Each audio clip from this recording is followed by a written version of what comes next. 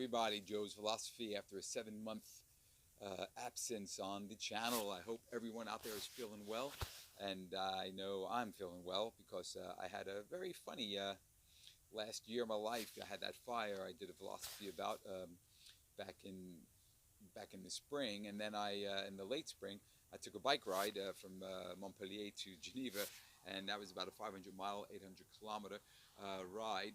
And on that ride I was hyperanemic, not knowing it, and I nearly killed myself. And I got back feeling good now, though. Got my iron levels back up to speed, and there's a reason I'm still here, because I tried, like I said, I tried pretty hard, almost not to be. Totally accidental both times, but I survived them both and feeling very good right now in my now 62nd year.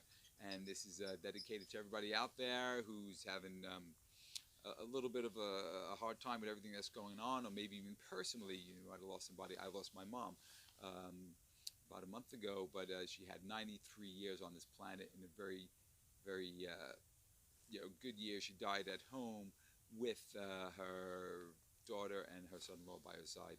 So and basically dying of old age. And who could ask for better than that? 93 years old, nearly 94. We're 2 days away from her what would have been 95th birthday. So anyway, Joe's Velosophy, talking about my mom, because she allowed me when I was younger to go on these trips, to take my bicycle and to explore far and wide without much, none of that guilt, no, nothing like, oh, what are you doing? When are you going to settle down? She actually came and just explored the world with me. And when I think back at those times, my first motorcycle trip and all the subsequent bicycle trips and motorcycle trips, and all those things, because all of my life I've been known as Bike Joe or Bicycle Joe, because those two wheels have helped propel me around the world, explore the inner and outer worlds that we all live in. And when I talk about those inner worlds, I'm talking about our thoughts, our hearts, our mind, our minds and everything that make us who we are, alongside our physical selves. And so I want to say that my wife was listening to one of her astrology channels, and I heard the woman say, "Life's an inside job," and I kind of stopped to listen, because she's an excellent astrologer, and she ties everything in with the stars and what's going on in our lives. And I really, I do really vibe with her. I like what she says, and when she said that life's an inside job, I knew exactly what she meant, and I went to listen on. And she said, basically, life is created with a thought, and it's true. We all have our lives, and when we think about our lives and where we are right now, we created them. Even if we feel we didn't, and we followed a plan, we kind of didn't. We did make conscious choices all along the way. They might seem to others, or even to yourself, to be unconscious choices sometimes. It's like, ooh, how did I get here, as the Talking Head song goes. But when you really look at it, you've made a choice to stay in a job you didn't like, or to change that job, or to tread a different path. And every one of those cycle trips and motorcycle trips and subsequent life choices that brought me here to live in the south of France were my own inside job. And I'm very aware of that, and I've always been aware that every move I've made, how Angie and I raised our children, every thought and everything we did along the way was all an inside job.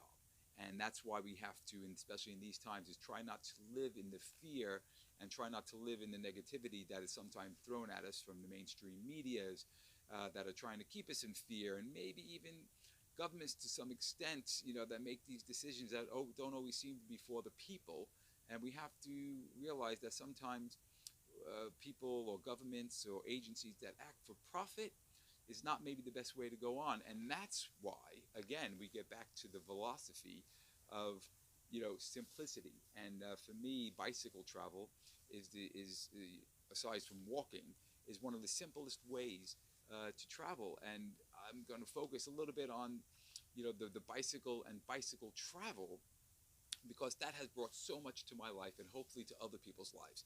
In those travels of mine, I've opened 2 debt-free bicycle shops, sold them on to people who then, bought into a debt-free bike shop, continued with that. That's one way, again, my thought of opening a bicycle shop like that was debt-free and able to sustain itself without involvement of banks and loans and percentages and whatever else that goes along with being in debt for a business, so that was one thought I had, two thoughts of those two shops, and they went on for years and years and years and served people and got people on bikes, and to get people on bikes is for me quite a, dare I say, like a spiritual thing. I've seen people's life change, from coming into a shop and saying, I'm looking to get a bike, and getting a nice bike, and all of a sudden join a bike club, or maybe even become a bicycle tourist or a bicycle commuter.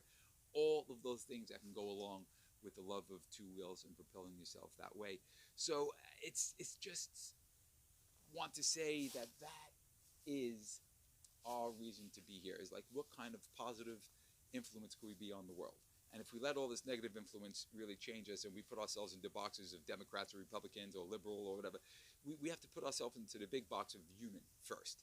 And then, we can move on with open hearts, because the only way we're going to change this world, again, is an inside job. If all, the acts of October 7th, awful indeed, but we have to look at all the acts that led up to that act, and what have the acts been since that act. And we all have to say that, when do we say enough is enough? When do the soldiers put down their arms? When do the people stop dropping bombs? That's when life changes. And it sounds simple, but it is. Because, every single one of those people dropping a bomb or doing terrorist acts, they all are acting individually as well. So even though something may have brought them to this point, to be a terrorist or to be a soldier or to be able to drop bombs on hospitals and whatever wars are going on in myriad places, and people who sell arms and sell bombs to make a living, maybe we all have to look at that and say, let's do it better. Let's do it differently.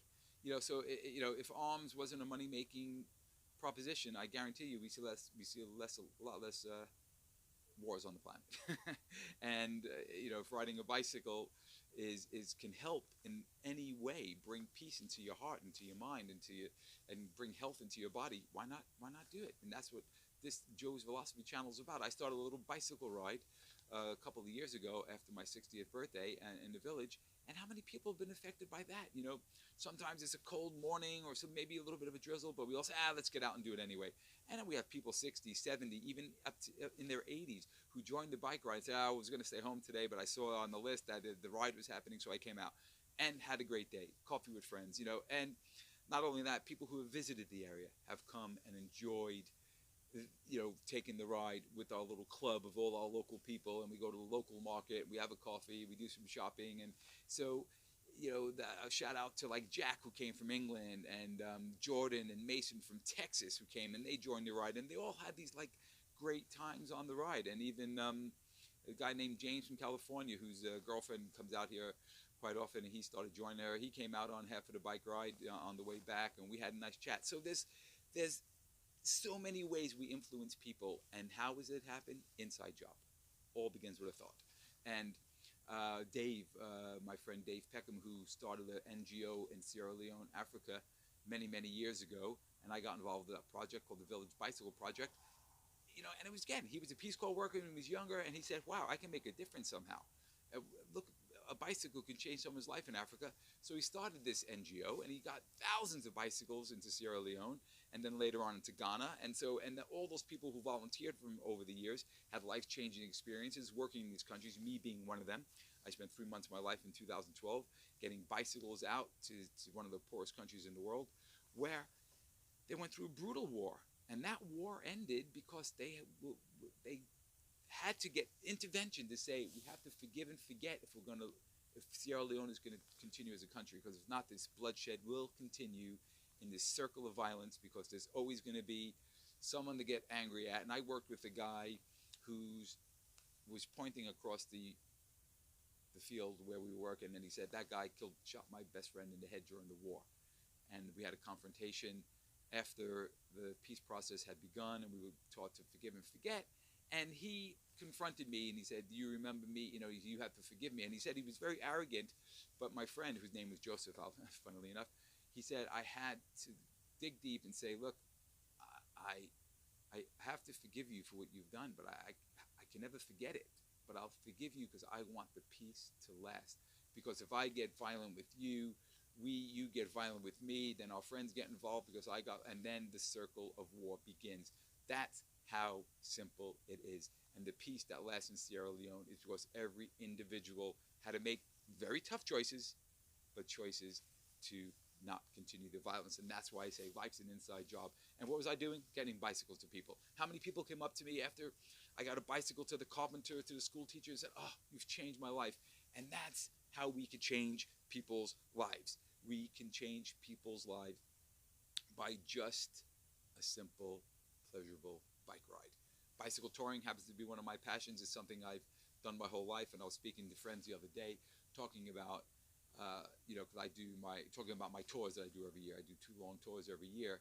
And one of the guys said, yeah, I'm not into exploring. I love, right now in this phase of my life, I like where I live. I said, I love where I live as well. I said, for me, bicycle touring, I feel when I'm in my tent at night, or if I'm cooking outside of a campsite, or I'm free camping, or I'm riding my bike all day meeting people, I'm home. That's become my comfort zone. I don't get nervous on bike rides, even if I don't know where I'm going to sleep and the sun's going down, because I know humanity is mostly nice and I'll find a place to live. And that's the mentality I always traveled with. Even my book, I had a friend who read my book and was waiting for the time I was going to get robbed, or the time this is going to happen. And I didn't travel with that mindset. I tried not to carry that image in my head. I lost a flashlight over, nearly 14 years of traveling around the world with motorcycle and bicycle, and since then as well. So I know we don't live in a perfect world. I know there are a lot of people who say, "Oh, but I had some, I knew a couple who was killed on the bicycle van, or someone who was robbed." And of course, I'm not saying these things don't happen, but all I'm saying is, when we guard in our hearts and in our minds a positive mindset instead of a mindset of conflict, things do change. And I'll close out this philosophical talk with just a story I'll recount from Mexico, and I could recount hundreds of them over the years. But this one incident, me and a friend, we were cycling from America down to Central America, down, and eventually made it to South America. And we were in a small village, non-tourist town, and a cop kind of came up to us, very arrogant. We were staying in this small village, and he, using, "Hey, gringo, what are you doing in my village?" He was really in this arrogant tone, and he rode his bicycle up to us, and he was kind of intimating that we weren't supposed to be there, which was a lie. We had all the proper paperwork, and we were in Mexico riding our bikes, but he was trying to put fear into us for some ulterior motive. I don't know. Maybe he was going to try to ask us for money, say we needed to pay him, or whatever he was trying to do. I looked at his bicycle. I never got angry with him or said, "Oh, get out of here." I just said, "Hey, man, your bicycle looks a wreck. Can I help you out in any way?" He goes, "What do you mean, gringo?" I said, "Look, I'm a mechanic. I got tools. I can make that bike ride a lot better." And so I said, "Leave it with me." And so he left the bike with me. He went off to wherever he went off for an hour, and he came back a couple hours later, and I handed his bike with everything tightened up, cables replaced that needed replacing, cleaned, and he got on it and rode, and he was like amazed. He was like, "Gringo, that's amazing. What did you do?" I said, "I fixed your bike, because now you're going to enjoy riding your bike a lot better if that's what you do around your village." He came back later that night. He bought us a beer. He joined us for dinner, and we changed the situation around that could have been a very conflictual situation. So all I am saying is, yes, conflict can happen, but if we deal with it differently, we ride our bikes, if we take walks, if we cook. We have a friend who's standing for peace. You could, I did an interview with him on my other channel. You could take a look on that other channel for that. I'll give you a link either in the description, or maybe I'll put a link to it at the end of this video. We can click on and see that interview. He's standing for peace. And just a simple act like standing in a square, riding a bicycle, knocking on someone's door. When I do my bike tours, I don't use technology. I use paper maps, and I use the humanity that surrounds me to help me find a campsite or put my tent up for the night. And I've met people who have let the bicycle change their lives as well. And one more quick one before I go is Fazia and Min. I met them on my latest trip around the southwest of France after I had my iron back, and I was feeling good. And we wound up accidentally meeting in Toulouse, and the day later we met on the bike trail on the way to Bordeaux. We cycled for 3 days together to Bordeaux, and I turned them on to the beauty of traveling a little bit heavier with more cooking stuff, that we could have meals at night and a little bit of free camping, and getting rid of that fear that something's going to happen. And we had a great time, and And Fazia, which I called lovingly Zafu after a couple of days. That became the nickname because I kept on screwing her name up, which I might have done in the beginning of this. But Fazia was her name. She was from Algeria. Didn't ride a bike until 3 years ago. She's in her 30s. She taught herself to ride a bike. Lives in Belgium now. And her boyfriend, Min, lives in Belgium and has Vietnamese roots. And so there were all three of us riding our bikes through the French countryside, sharing stories, sharing our life. I was showing them a few things about long distance touring I learned over the years, and we had a great time. I had a little company for a couple of days, and it was fantastic to see her getting on a bike after not even being able to ride a bike. And these are the ways that we could let little things into our lives that could change our lives. A local choir, standing for peace, cooking for peace, eating together once a week. Whatever we can do it with open hearts, and just to open ourselves to accept other people's point of views, accept them, tolerate them. Tolerance that's what it's all about, and we will change this world together. So start a local bike ride, join a local bike ride, whatever, or a local hiking club, whatever there is to do. You're never too old to start.